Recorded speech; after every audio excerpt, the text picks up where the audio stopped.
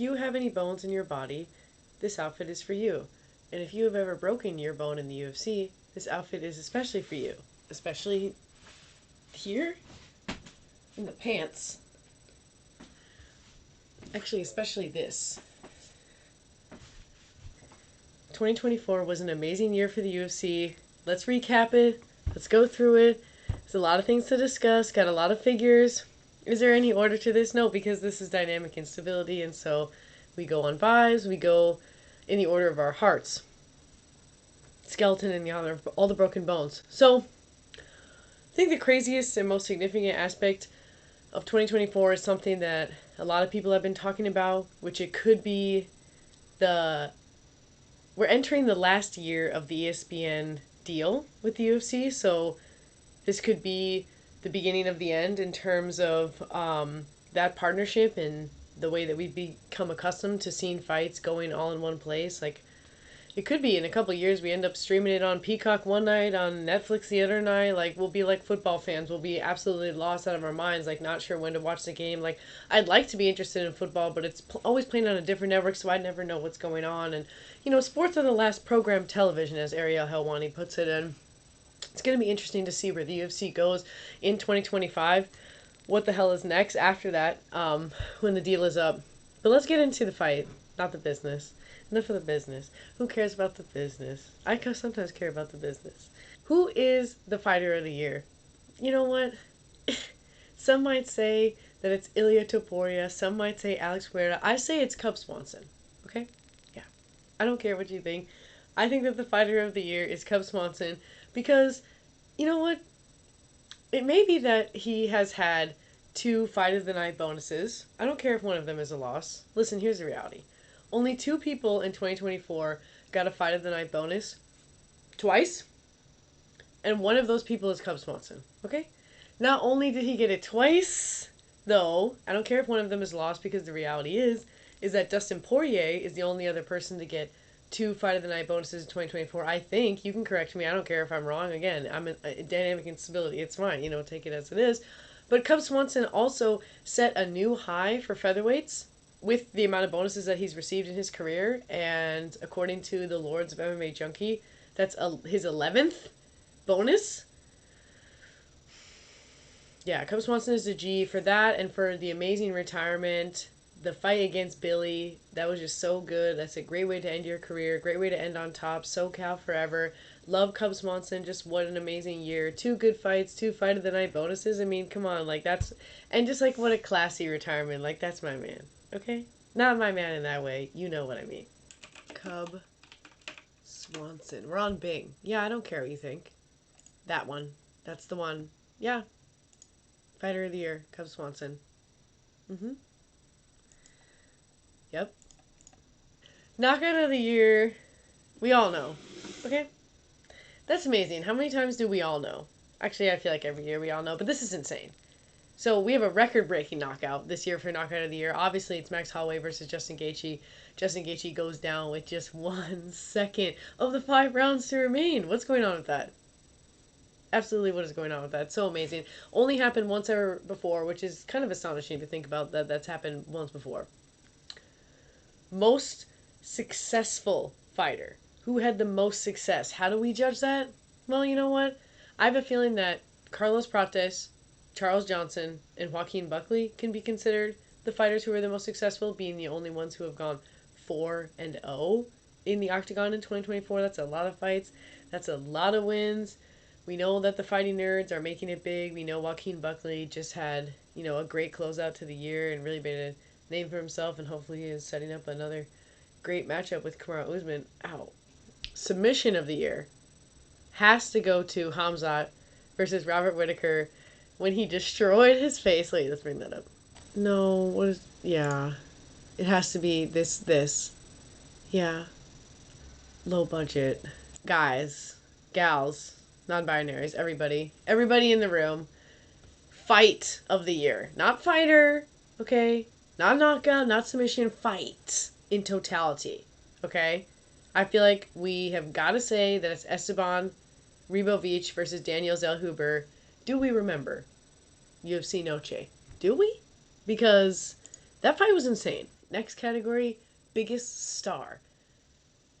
Biggest star, maybe that's why Fighter of the Year can be different, because my Fighter of the Year is Cub Swanson. But the biggest star of 2024 is definitely Alex Pereira. 100%. Yep. No further explanation needed. Three title defenses, one of them within 175 days of each other. That's wrong, but in a good way. You know, again, beast mode. He really cemented a name for himself. He's very funny. Biggest star, absolutely. Biggest underdog / unexpected success. I've got to go with DDP, with Dracus Du Plessis, of course. Because everyone was like, oh, Stylebender, Stylebender. Now, what's that? What's with all that? Oh, out the window. And now he's the champion. And he's done quite well for himself as the bulldog that he is. I really think people were downing him out, you know? Saying that he wasn't all that. Let's look at a picture of him. Let's look at a picture of him. What if you just search DDP? No, wait. I think that's probably something bad. Oh, that's cute. How about 2024 biggest comeback, right? So who was in the dumps? This is what I mean, okay? Who in 2024 went into the dumps and then came out of the dumps? Bryce Mitchell. Yep.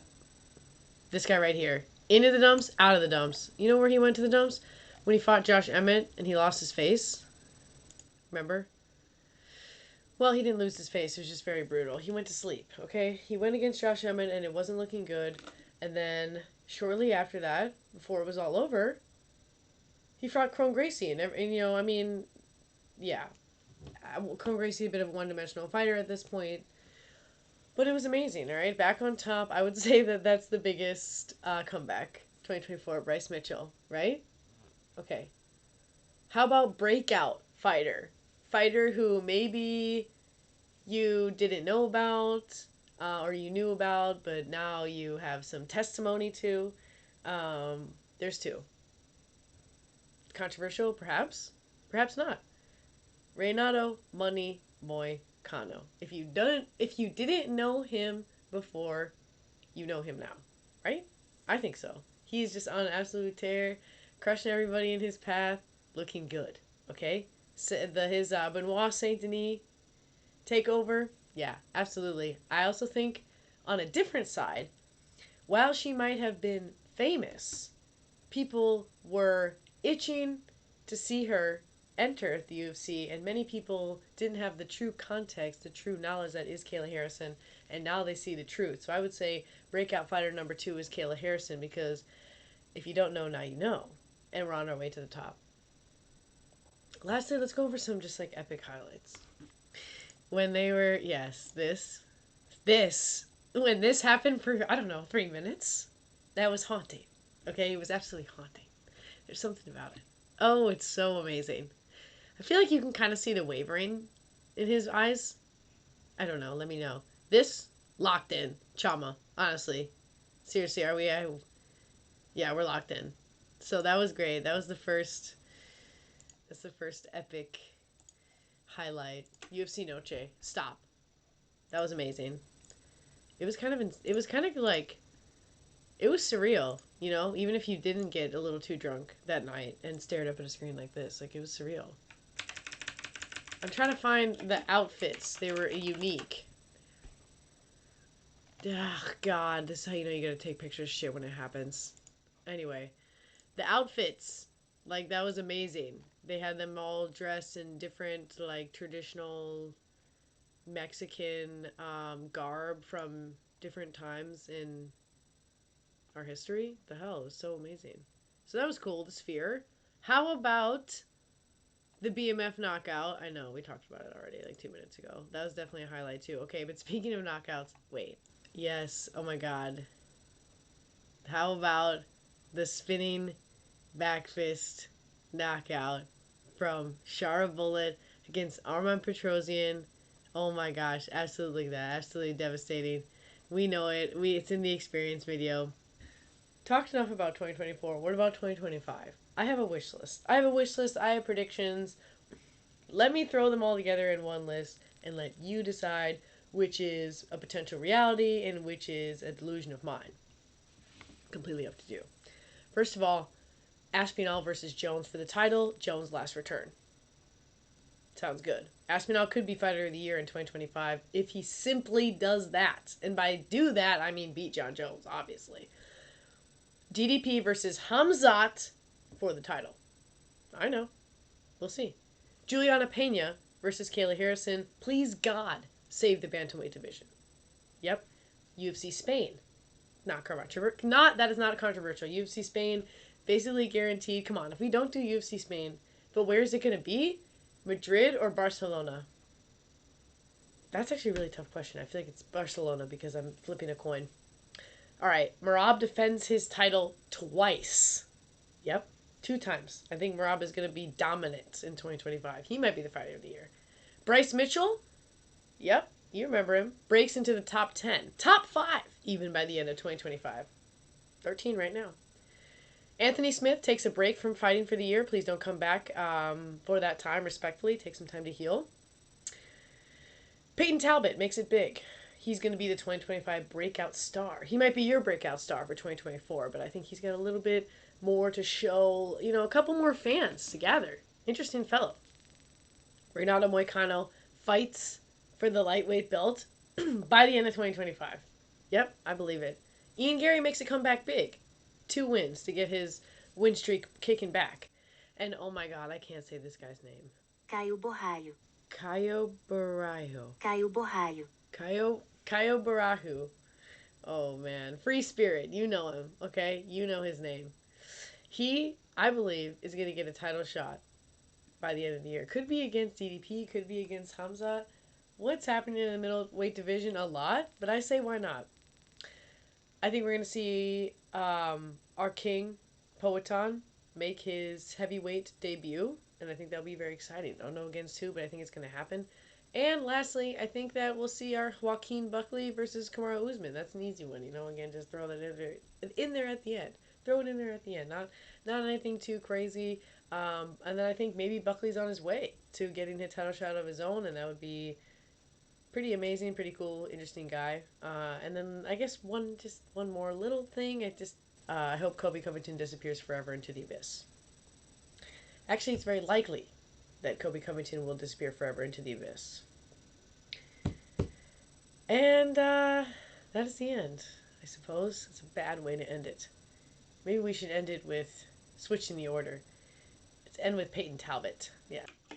If you don't know, here. If you're not sure, let's just get some good vibes from Bing before we head out. Yeah. Right? I think you can already tell. Yeah. That's the one. This together. Yep. See? Challenging your expectations. Love that. Let's end there. Yeah. Actually, no. We have some other things to go over.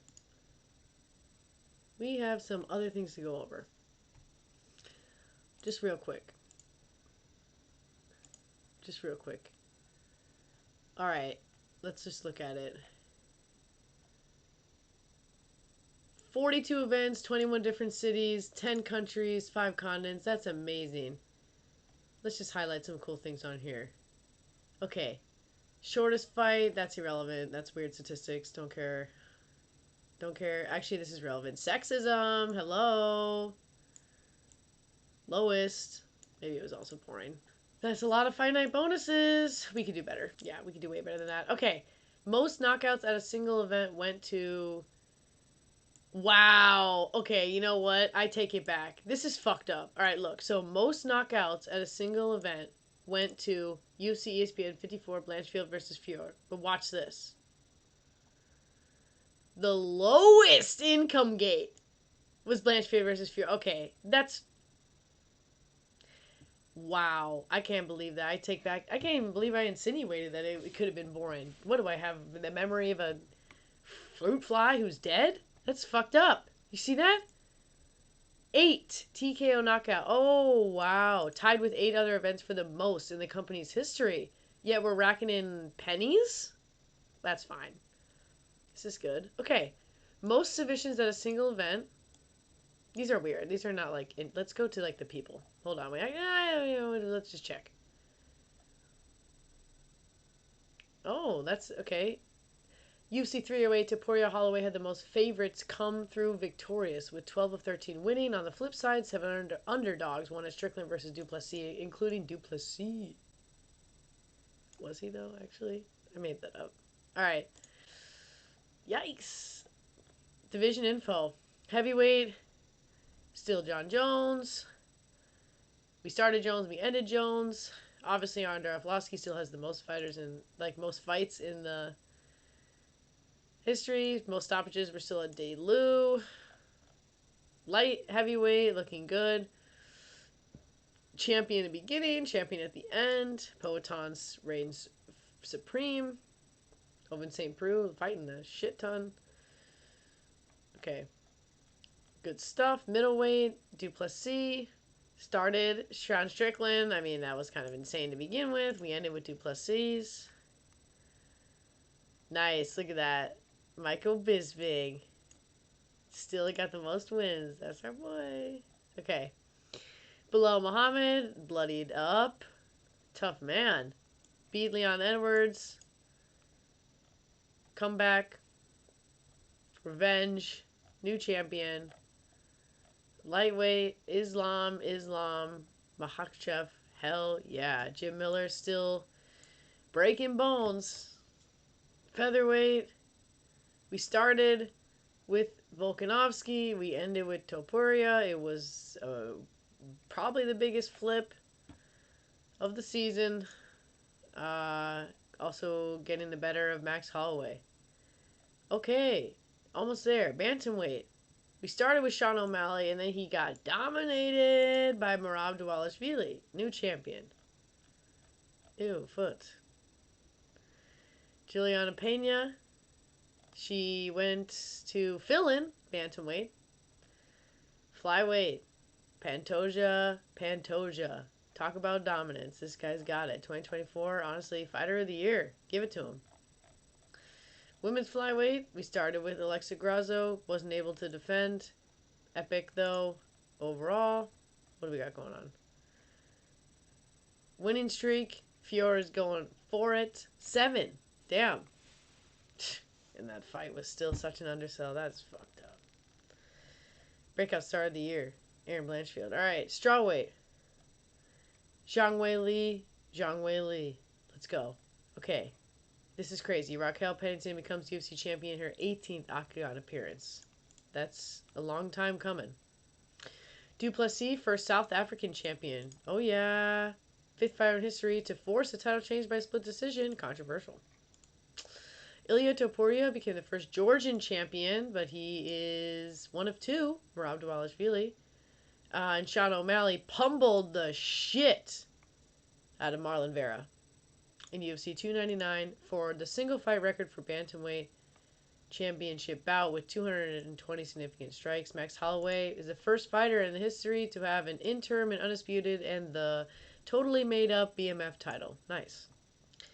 Holloway's knockout, we mentioned that, round 5, UFC 300. That's insane. Latest stoppage that can literally be possible. Makhachev became the 4th lightweight champion to reach 3 consecutive title defenses in his UFC 302 win. The only other people to do so are Khabib Nurmagomedov, Vincent Henderson, and BJ Penn. Dustin Poirier became the 9th fighter to go in the history of the UFC to go 0-3 in an undisputed championship fights. Yikes! Sorry, my guy. Tom Aspinall became the 3rd fighter to achieve an interim title defense, which I don't even understand how the fuck that exists. But there you go. Bilal Muhammad became the first Palestinian champion in the UFC's history. Oh yeah. Valentina Shevchenko became the first 2-time women's flyweight champion with her win over Alexa Grasso. Merab Dvalishvili, as we mentioned, the 2nd Georgian champion in the history. 3rd fighter to win an undisputed champion after starting 0-2. Off to a bad start doesn't mean it's too late for you. You could join the likes of Rafael Dos Anjos and Miesha Tate, legends. Juliana Pena became the 2nd 2-time women's bantamweight champion after Amanda, the Lioness, Nunes. Alex Pereira became the 7th fighter to record 3 UFC title defenses in a calendar year. Holy fuck. Yeah, again, legends. The only people to do that are Frank Shamrock, Tito Ortiz, Matt Hughes, Chuck Liddell, Demetrius Johnson, and Kamaru Usman. Legend list. Pereira set a new record for the shortest time between title defenses. Yep, we mentioned that earlier, 175 days. Ronda Rousey at 189, pretty dope. John Jones extended his victory for the most overall title victories to 16. Yep, he's the guy. Dale Harrison, first two-time Olympic gold medalist to compete for the company. Wow, yeah, that's a big deal. Derek Lewis, first in history with 15 knockouts. Makhachev became the third fighter in history to achieve 14 UFC fight. Yeah, this guy is actually fighter of the year. Damn. Well, he's fighter of the year every year, I guess from now on. Tony Ferguson set a record for the most consecutive losses in the company with his 8th in a row. Hang it up. Jim Miller extended his record for most victories to 27. That's a lot. Here's a big one. Charles Oliveira became the first fighter awarded 20 career fight night bonuses with his fight of the night at UFC 309. Amazing. Clay Guida set a new high for the most losses. 19. Shavkat Rakhmonov versus Ian Machado Gary brought a combined 33-0 record into their UFC 310 matchup, which is the highest combined undefeated record in a single fight in the company's history. And here we go, my boy, Cub Swanson set a new high for featherweight bonuses with his 11th at the UFC at ESPN 63. Ooh, way to end flat.